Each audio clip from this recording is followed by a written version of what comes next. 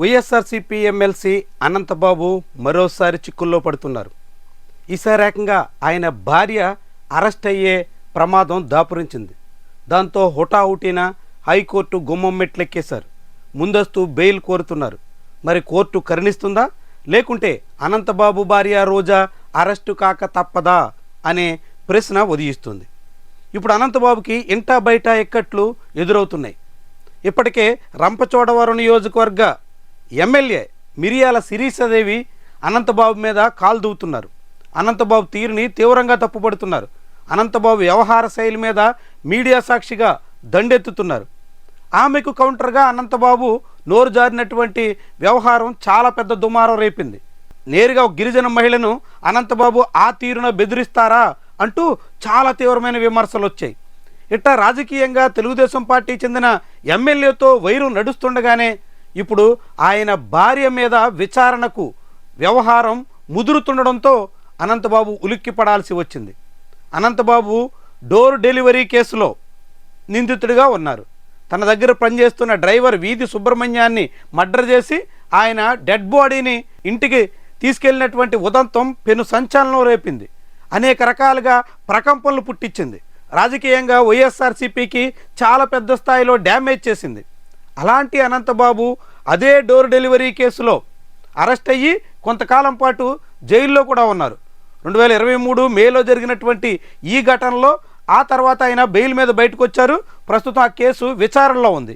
ఇదే సమయంలో ఆ డెడ్ బాడీ డోర్ డెలివరీ చేసినటువంటి కేసులో సీసీ ఫుటేజ్ ఆధారంగా ఇప్పుడు అనంతబాబు భార్యను కూడా విచారించాలని పోలీసులు భావిస్తున్నారు. దానికి సంబంధించినటువంటి ఆధారాలు దొరకడంతో ఈ హత్యకు సంబంధించినటువంటి కొన్ని క్షణాల ముందు అనంతబాబు భార్య కుటుంబ సభ్యులంతా కలిసి ఉన్నటువంటి వీడియోస్ పోలీసుల చెంతకు చేరడంతో నేరుగా అనంతబాబు భార్యను కూడా విచారించే దిశలో అడుగులు పడుతున్నాయి. విచారణ పేరుతో పిలిచి ఆమెను కూడా అరెస్ట్ చేస్తారనేటువంటి భయాందోళన అనంతబాబుని వెంటాడుతున్నట్టుగా కనిపిస్తోంది. దాంతో ఆమెకు ముందస్తు బెయిల్ కోసం అనంతబాబు ఏపీ హైకోర్టుని ఆశ్రయించారు. మరి హైకోర్టు ముందస్తు బెయిల్ మంజూరు చేస్తుందా, కాకుంటే విచారణకు నోటీసులు ఇచ్చి విచారణ జరగాలి కదా అప్పుడే ఎందుకు వచ్చారు అనేటంత వరకు వెళ్తుందా, ఏం జరుగుతుందన్నది కీలకమైనటువంటి విషయం. ఒకవైపు రంపచోడవరం అసెంబ్లీ నియోజకవర్గం పరిధిలో తెలుగుదేశం పార్టీ ఎమ్మెల్యే వైఖరి మూలంగా అనేక రకాలుగా చికాకులు ఎదుర్కొంటున్న అనంతబాబుకి ఇప్పుడు భార్య అరెస్టు వరకు ఈ కేసు సాగుతుందా అనేది చాలా పెద్ద స్థాయిలో ఆందోళన కలిగిస్తుంది. నిజానికి వీధి సుబ్రహ్మణ్యం మర్డర్ కేసుని తాము అధికారంలోకి వస్తే పునర్విచారణ చేస్తాం, మళ్ళీ కేసుని ఓపెన్ చేస్తాం అని చంద్రబాబు ఎన్నికల ముందు చెప్పారు. కానీ అలాంటి ప్రయత్నం అయితే జరగలేదు. ఈ కేసులో విచారణకు సంబంధించి కోర్టులో అదనపు న్యాయవాదిని అందుబాటులో తీసుకొచ్చి ముప్పాళ్ళ సుబ్బారావు ద్వారా ఈ కేసు విచారణ ముందుకు సాగేదానికి తగ్గట్టుగా ప్రభుత్వం ఒక నిర్ణయం తీసుకుంది. అయితే ఇప్పుడు అనంతబాబు భార్యకి ఈ ఉదంతం మెడకు చుట్టుకుంటుందా అనే చర్చ చాలా జోరుగా సాగుతుంది. మరి బెయిల్ దక్కకపోతే మాత్రం ఆమె నిజంగా అరెస్ట్ అయ్యే పరిస్థితి వస్తే అనంతబాబు పరువు పూర్తిగా పోయినట్టే అవుతుంది.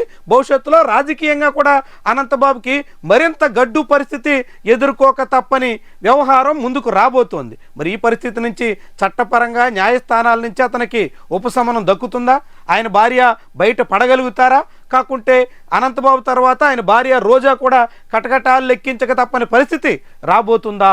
ఇది చాలా ఆసక్తిని రేకెత్తిస్తున్నటువంటి చర్చ.